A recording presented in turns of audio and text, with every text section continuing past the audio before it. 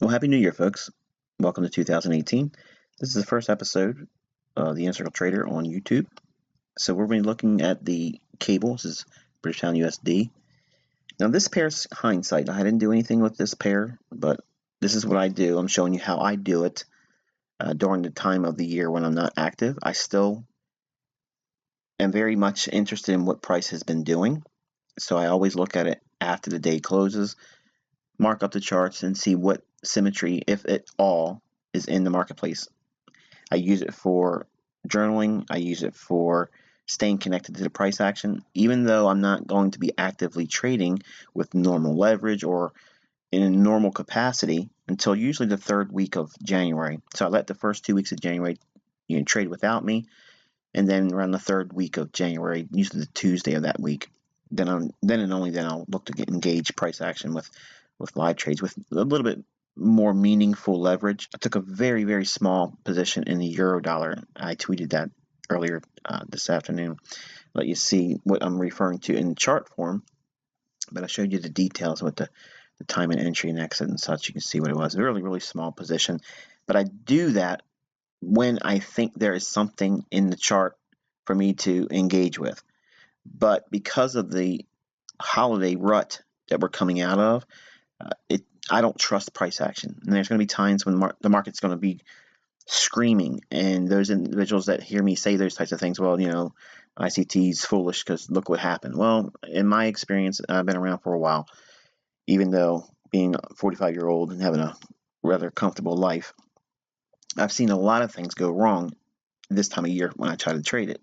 So it's up to you whether you want to listen to a person that's been doing it a whole lot longer than you. Okay, I'm just telling you from my personal experience, the first couple weeks of January, it's generally not that predictable or precise. Now, there's going to be times when it is, and you're going to be lulled into thinking, well, that rule is no longer applicable. Well, you can do that. I'm just saying I'm not going to do that. Okay, so I'm trying to tell you how I walk the walk and not just talk the talk.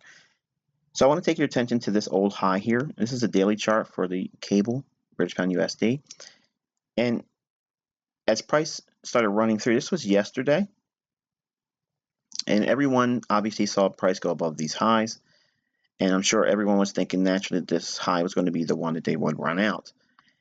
Because of the beginning of the year effect, okay, so in other words, it's the January start of a new year, okay, you can see here where the time of this recording, it's a little after 7 p.m. New York time, where I am locally. Not that I live in New York, but I'm on the East Coast of the U.S., so this is my time zone, and it's the 3rd of January. So we're in a fresh year, fresh month. All the sentiment that is generally in play right now tends to be challenged, if not completely reversed. Or if it's going to continue, usually there's a deep retracement that takes place before it starts to resume. Now, we've seen some bullishness on cable. We've now traded to an old high and through it. It did it rather handsomely. But this was also one of the reasons why I liked the euro dollar trade. And let's go down to a 15-minute chart, and we'll take a look at the cable on an intraday basis. Okay, so now we have a 15-minute time frame on cable, and this is delineating today's price action. And I want to draw your attention to several things here. Number one, this is a rather sloppy, but still nonetheless a market maker sell model. The consolidation I see right here is what I'm going to mark out for you. Okay, so it's a clear, obvious range, and yes, we had a drop down in here, but I'm looking at price action creating the consolidation, then the run out, it returns back to the range, reaccumulation, another area of accumulation, and it runs out, another area of accumulation, and makes the high, smart money reversal, low risk sell, redistribution, and then it trades back down to what? Right below the original consolidation. And just for good measure, it does trade below this low back here. The low on this candle, and just so you know, this is an actual live account, so it's not like my Forex LTD demo account. So the data, if you're going to be comparing it, it's going to be slightly skewed.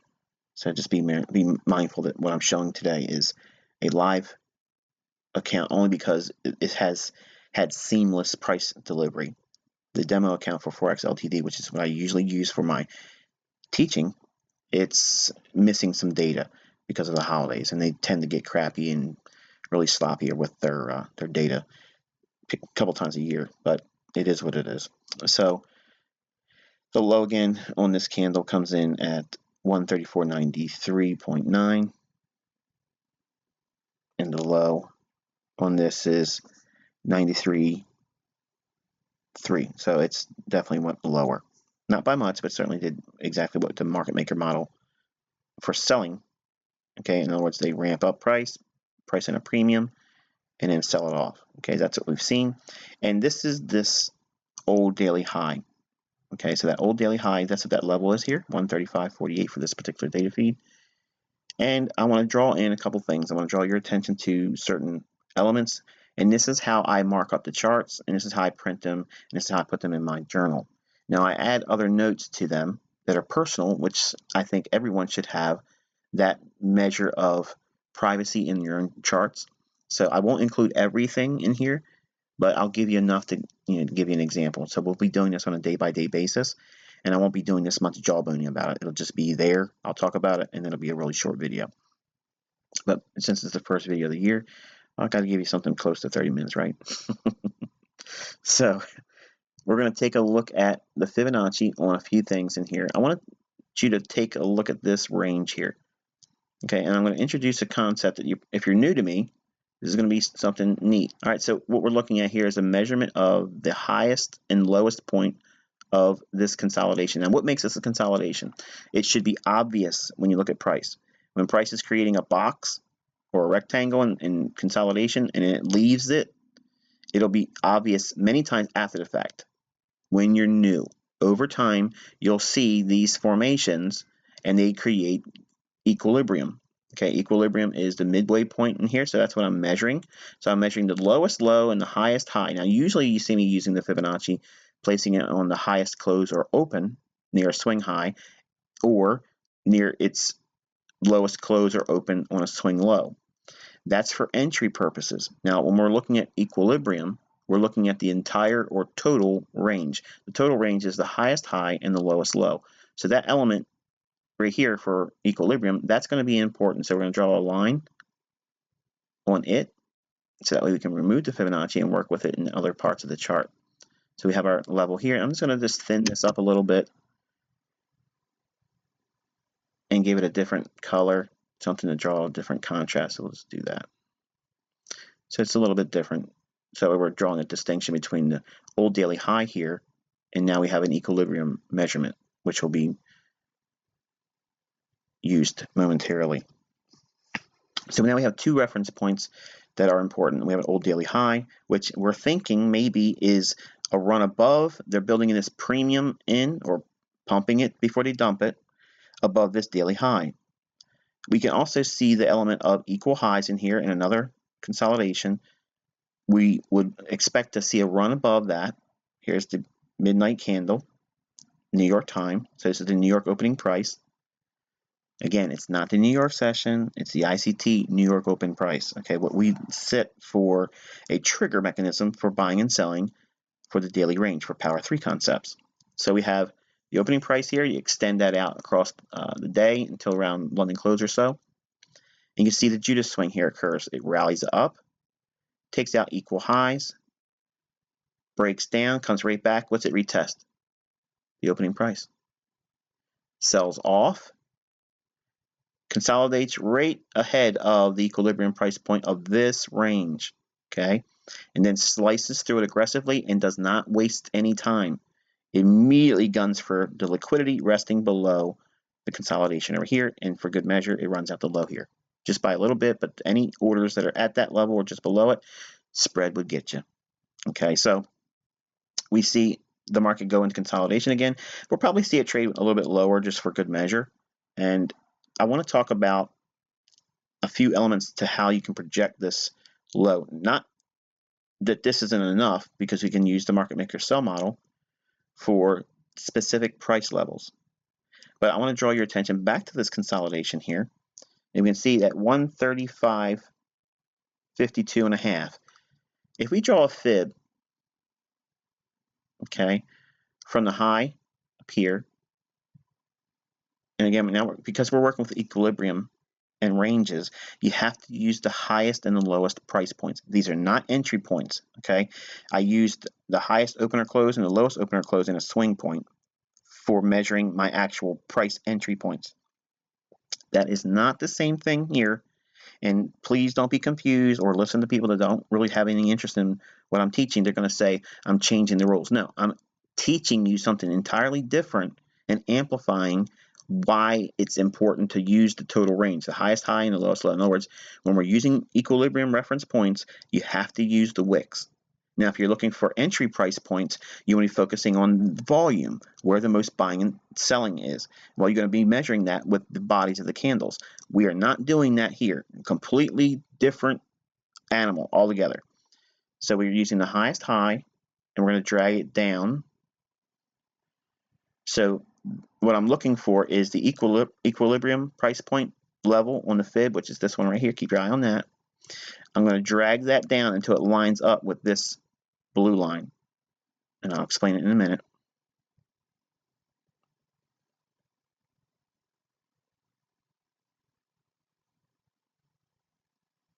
Okay, so now what we have done, we've measured the high and projected all the way down until the equilibrium on the fib lays right on the equilibrium of this consolidation, so that we can get a measurement of market symmetry. When this is done, you get a totally different appreciation for market precision that you can't get from books. Okay, so what you end up getting is the actual low of the day. It doesn't deviate by 1 pip. It doesn't deviate short of it. It goes right to it. These are the elements I like to see come the third week of January.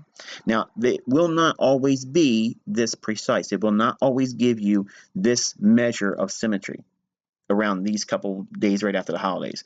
It just so happens that the things were technically there today to warrant these types of deliveries. Now, there are elements in IPTA, which is the interbank price delivery algorithm, okay, which creates the high and low of the day. All these things are factored in mathematically, and they have an overlap with Fib. There is an application of Fibonacci that I use, and it's not the same thing you see that's regurgitated among other retail educators and such. Look at a Fibonacci book, study Fibonacci, and you find this in there. Okay, it won't be there. This is what I do. This is what I teach because I have studied it. I've looked at it. I've studied the algorithmic price movement that takes place in Forex and in other markets.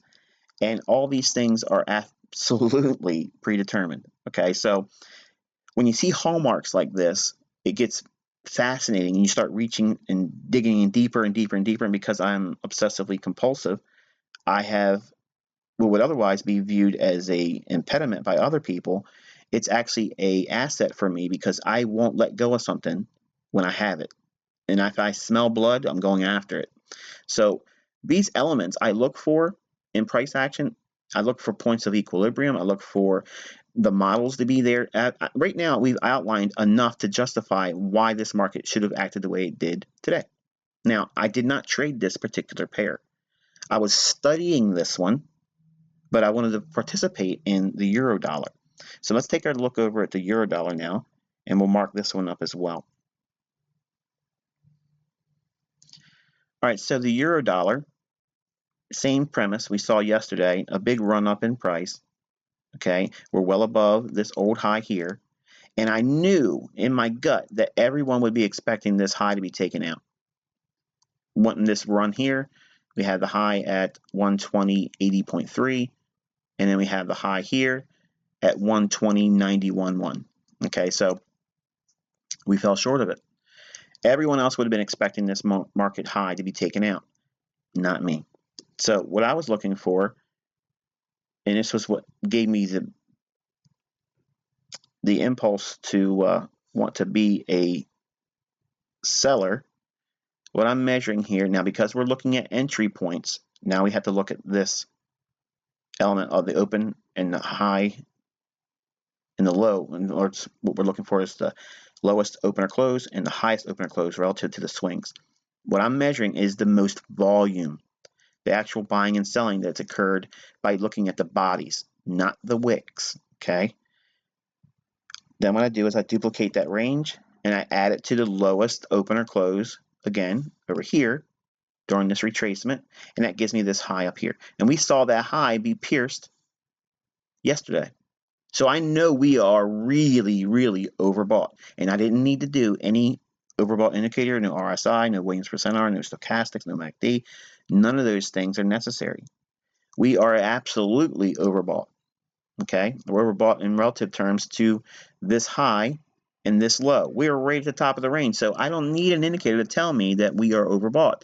So if we are overbought from a purely technical standpoint, not an indicator standpoint, a technical standpoint, and there is an element of wanting to see that cable trade lower as well, I have two things going for me. Both cable wanting to suggest lower prices. Now, Eurodollar is in an area where it should look to sell off. I got a pretty good deal in terms of odds. So now what we're going to do is we're going to drop down into a 15-minute time frame for the Eurodollar and do some analysis on that as well. Okay, so we're looking at the Eurodollar. This is a 15-minute time frame. And I'm going to give you an idea what I acted on last night. And I did not want to stay up overnight. I didn't want to participate in London. I didn't want to do any of those procedures that would otherwise lend well to entries. What I did was measure the highest body and the lowest body reference point relative to the open or close. And that gives me an optimal trade entry right in here. Okay. And admittedly, I was acting on this swing high right here. So we had a high, a lower high, and a lower high to the right of it. Okay. And then on this candle right here was my entry. Okay. So as price was going up, because I'm having to sell short when price is moving higher, that is a filter for me. I have to be a seller only when price is moving up. And I was using it as the middle of this order block. In other words, it was an up close candle. I was anticipating a breakdown. It just so happens that it traded up higher. My stop loss was 35 pips. Okay.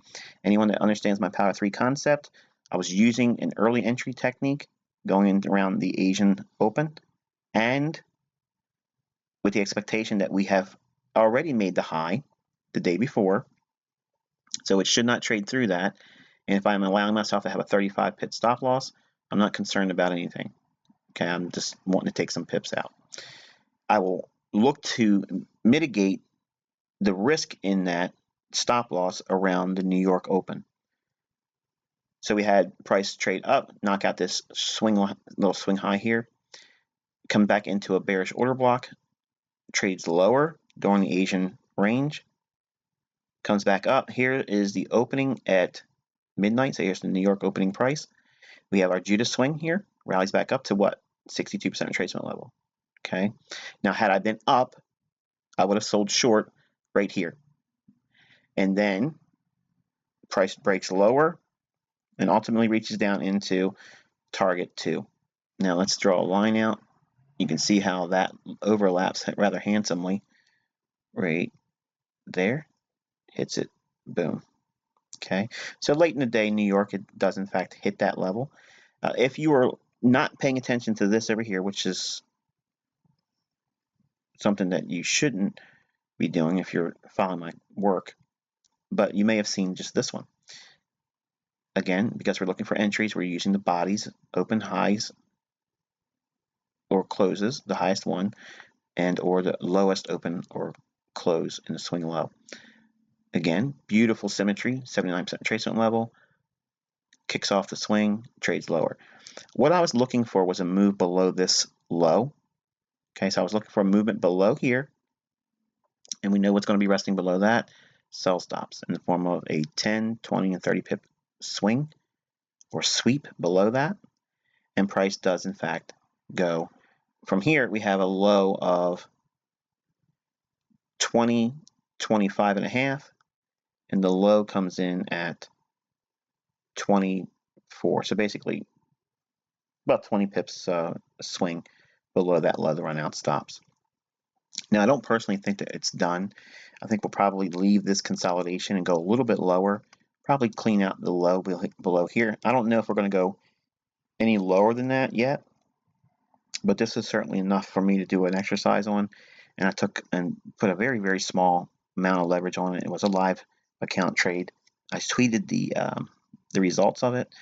It's only like $54 and some change, but just to show that 30 some pips or so, which is what I teach as an objective, it's still possible. But just because it's possible, I don't teach you or encourage you to go in there and do this during this time of the year. I do it as a mode of practice, and I still engage sometimes with a demo account in this time of the year, but I do not actively go in with my normal leverage or with a live account until around the 3rd week of January.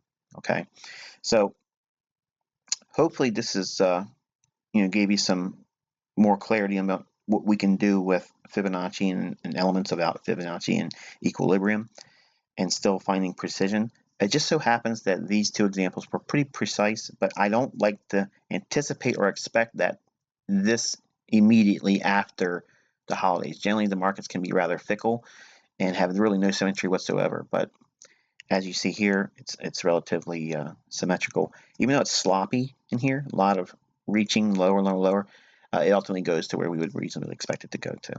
Okay, so until next time, I wish you good luck and good trading.